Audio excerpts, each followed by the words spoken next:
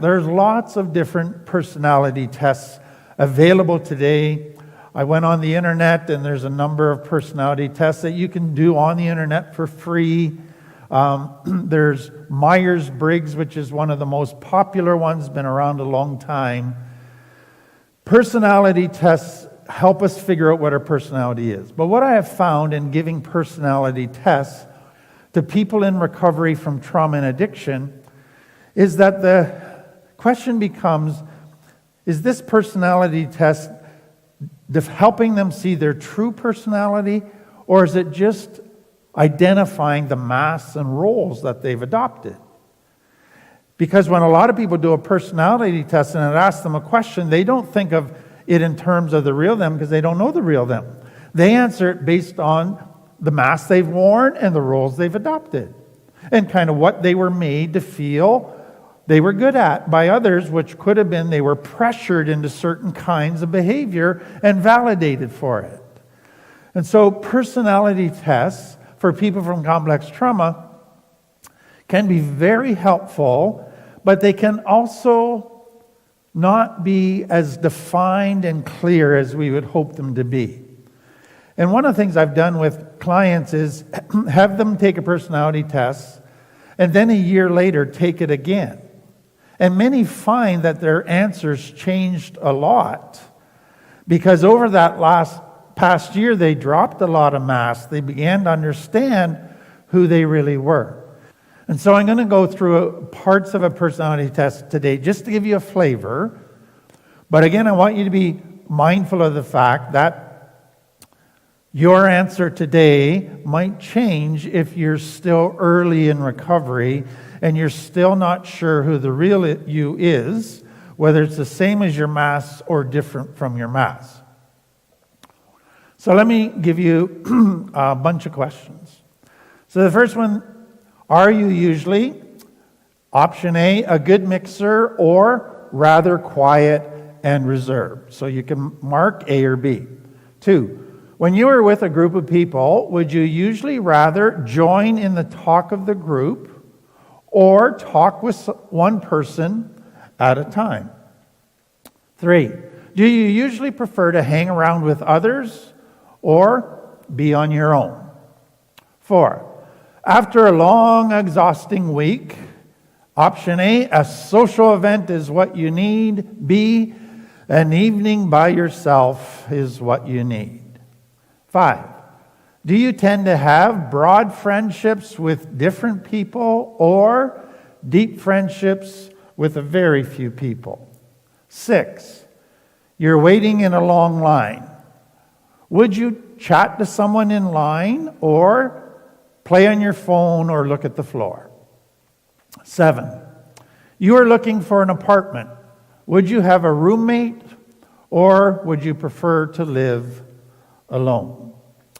So, out of those 7, answer A is what would be called an extrovert. So if you answered all A, you would be classified as an extrovert.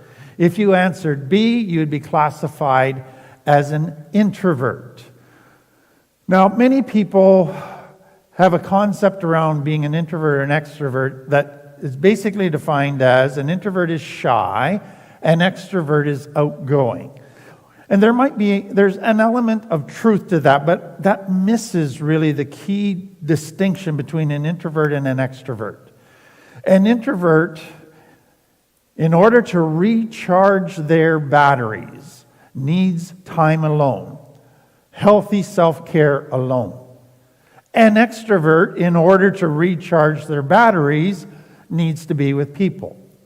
Another way to say that is for an introvert, being with people drains them a lot. Being alone recharges them. Extroverts, being alone can actually be draining for them. Being with people recharges them. Now, having said that, I want you to understand something up front. Recharging batteries, our own batteries, requires connection. We need connection to ourself. We need connection usually to a higher power and to one person. So an introvert just needs one person. An extrovert needs lots of people that they can connect with. So think of the challenges in recovery. Introverts need time alone in order to recharge their batteries, but the danger for them is they cross a line, so they go from withdrawing in order to recharge to isolating.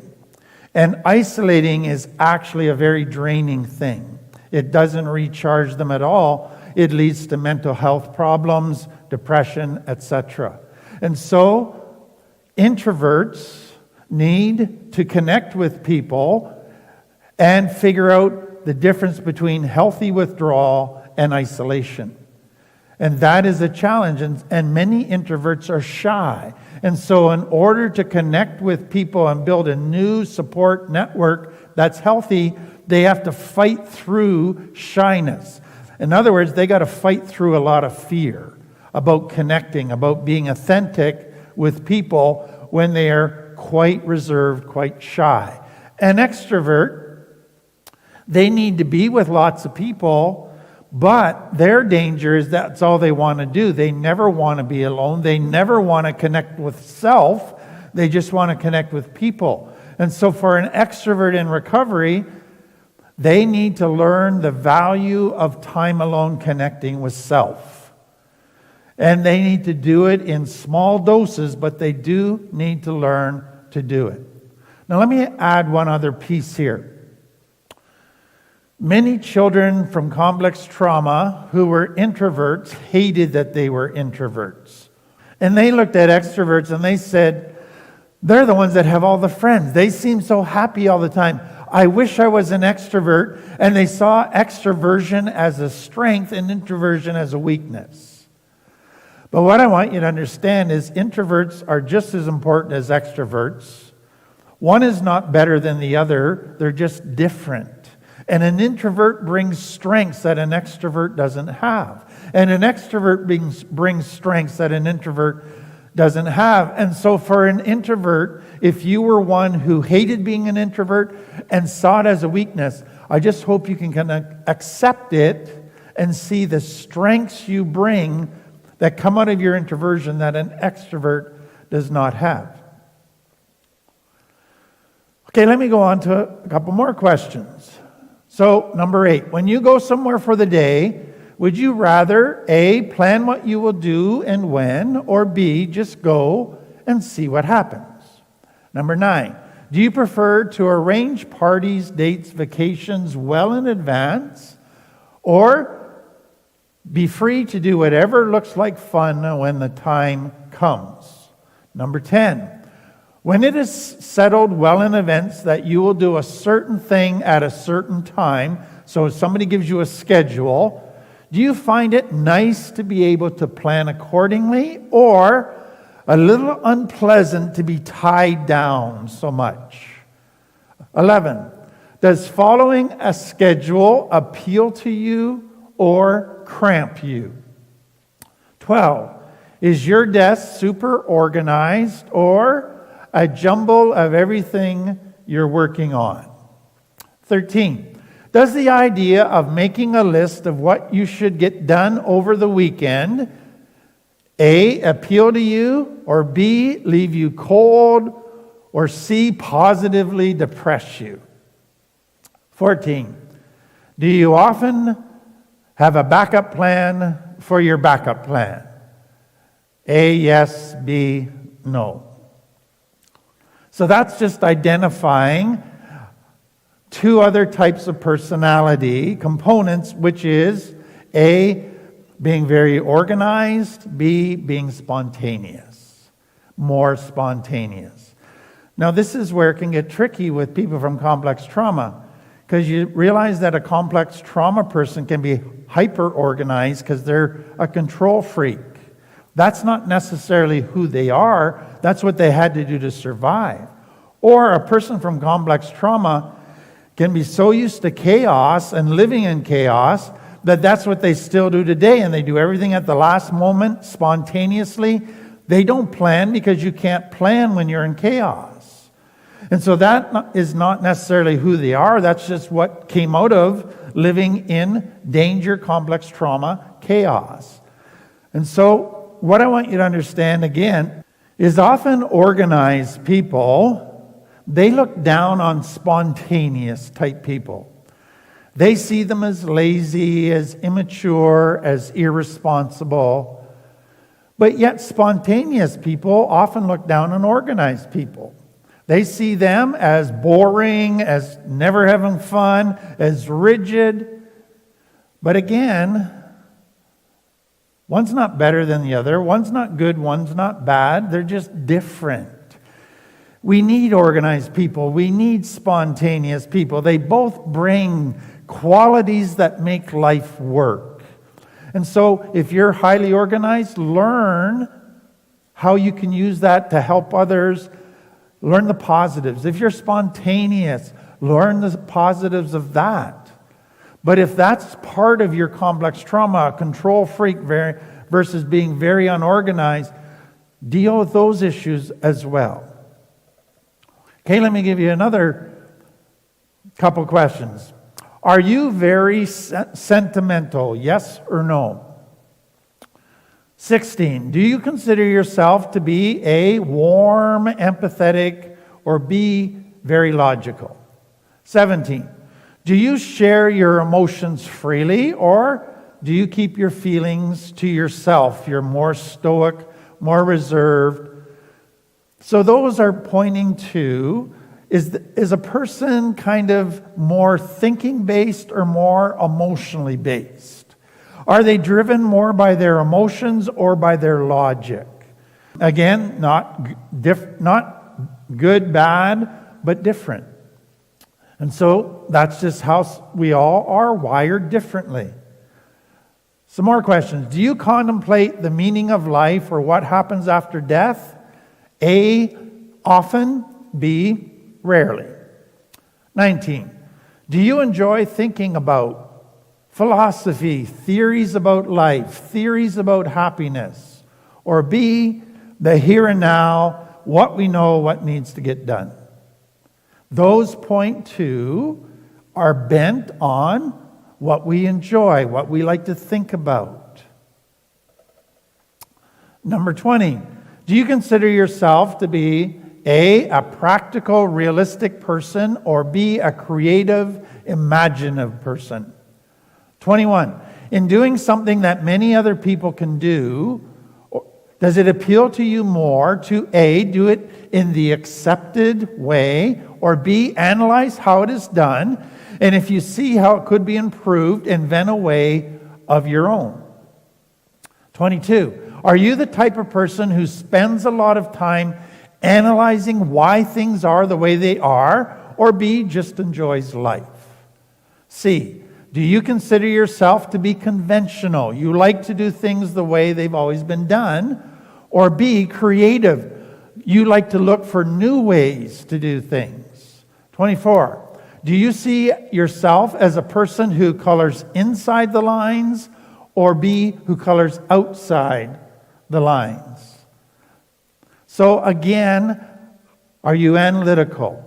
Are you conventional? Or are you creative? How do you process information? How do you approach life? All of that is part of personality. Let me just give you a couple other categories when it comes to thinking about your personality. So one of the things I would look for in people is, how observant are they? Are they very observant, or are they just la la la and don't notice very much? One's not better than the other, they're just different. Are they a very serious-minded person or very carefree type person? Are they an intense, driven type A personality person, or are they very laid back, very casual? Are they a natural leader, or do they naturally follow? Are they very detail-oriented, or are they very big picture-oriented? Are they very task-oriented, or are they connecting with people-oriented? What is their natural bent? What appeals to them more? Do they learn best by listening, by reading, or by doing? All of those things, we're all a bit different. All of those things make us who we are. Those are our personalities.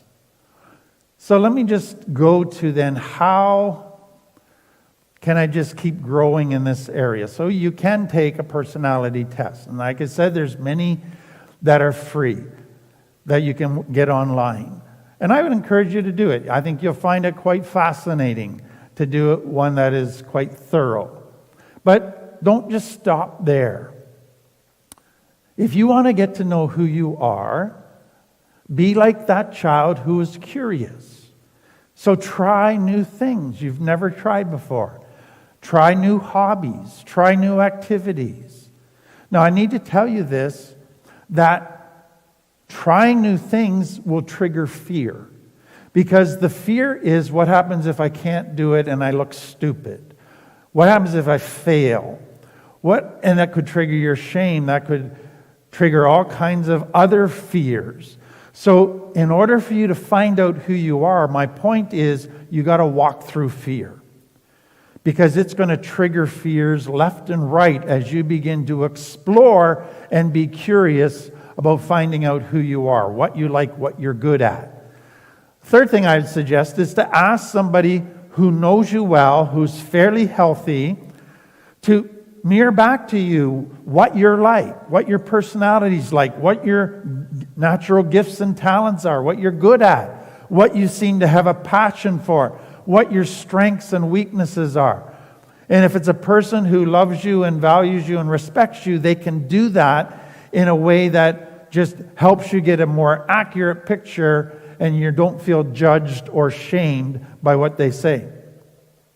And then I would encourage you to read books about personalities, about styles of learning, all of those things that we've talked about. But also read biographies of people who've impacted the world, our culture. Because sometimes as you read those biographies, you get in touch with your own passion. You get in touch with what you want your purpose in life to be. Now, I have to end by saying this. How long does it take a child in a healthy home to figure out who they are? It takes years. They start curiosity and exploring at a very young age, and they have to do that for years, and then they get into their teens and they can try more things and get a better sense of what their skills are. And hopefully by the time they're into their 20s, they're getting a pretty good idea as to who they are. So why do I tell you that? Because so many people from complex trauma who are now in their 30s and 40s, they come and say, tell me who I am, and they want some way to figure it out in a week. It's going to take you a while to figure out who you are. That's okay. Be patient with the process. You'll gradually figure it out. The other thing I want to just say in conclusion is this. Remember, a child can only figure out who they are when they're in a safe environment. It's only there they can be authentic. It's only there they can be curious. It's only there they can explore their internal world. So you need, if you're going to figure out who you are today, you need safe people. You need safe environment so that you can begin that exploration process. So my desire, my hope as I work with people is I want to get them, but then I want them to be able to figure out who they are, to get themselves. And it is so exciting to see people beginning to figure out who they are. It gives them a sense of purpose. It gives them a sense of joy that is just beautiful to watch.